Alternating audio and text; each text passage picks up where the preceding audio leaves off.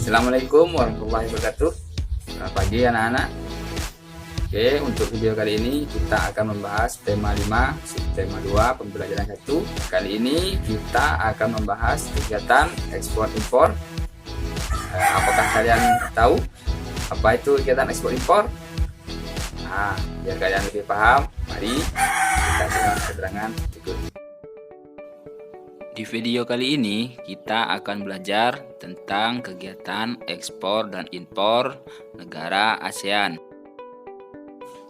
Dalam menjalankan roda perekonomian, suatu negara tidak dapat berdiri sendiri.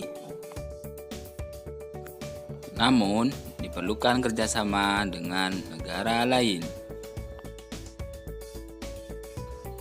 Salah satu contohnya adalah kerjasama di antara negara-negara di kawasan Asia Tenggara atau dikenal juga dengan nama ASEAN. Untuk mengenal contoh kegiatan ekspor dan impor, mari kita ambil contoh sederhana dari usaha pangkas rambut. Untuk menjalankan usaha pangkas rambut tersebut, sumber daya yang digunakan bisa berasal dari dalam negeri. Misalnya sumber daya manusia, meja, kursi, dan lain-lain. Namun ada juga sumber daya yang berasal dari luar negeri. Misalnya mesin cukur dan peralatan lainnya.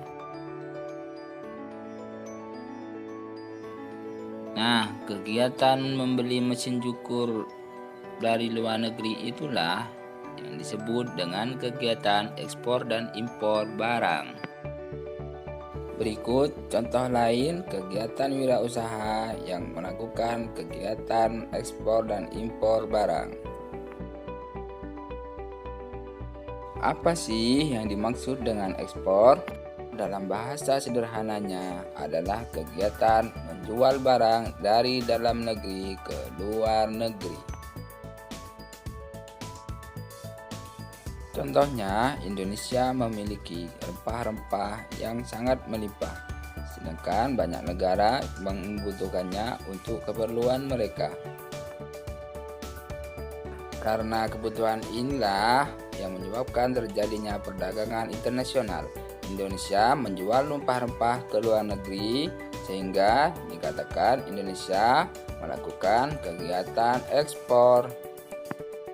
Sedangkan pengertian dari impor adalah kegiatan membeli barang dari luar negeri untuk memenuhi kebutuhan dalam negeri. Misalnya di Indonesia tidak bisa tumbuh tanaman gandum, tapi karena beberapa makanan membutuhkan gandum, maka Indonesia meminta negara lain untuk mendatangkan gandum ke Indonesia. Dan inilah yang dimaksud dengan kegiatan impor.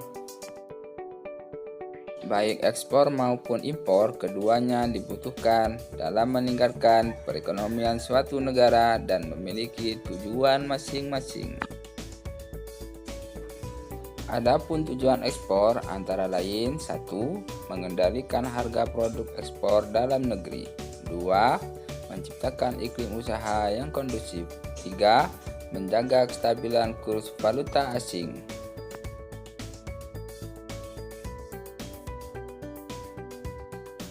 Sedangkan tujuan impor antara lain 1.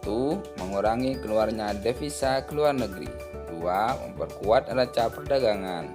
3. Memenuhi kebutuhan dalam negeri.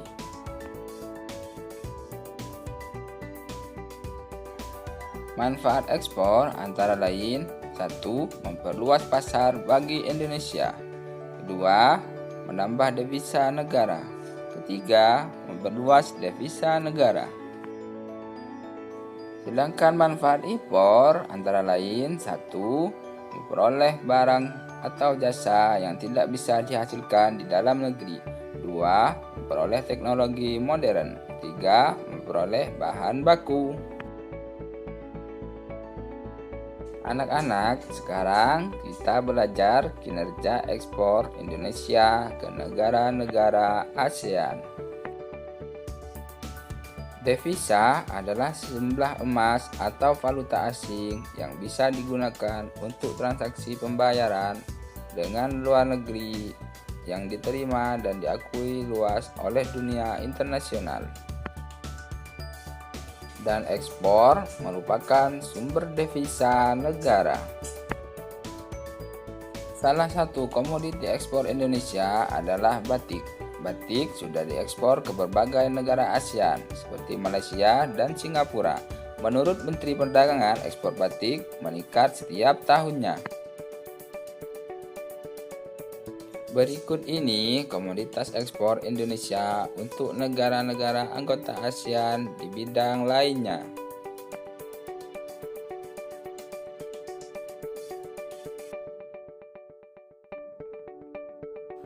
Dan berikut merupakan komoditas impor Indonesia dari negara anggota ASEAN di bidang lainnya. Bagaimana dengan penjelasan video tadi? Apakah kalian sudah paham? Nah, itu video dari Pak Guru. Akhirnya, Assalamualaikum warahmatullahi wabarakatuh.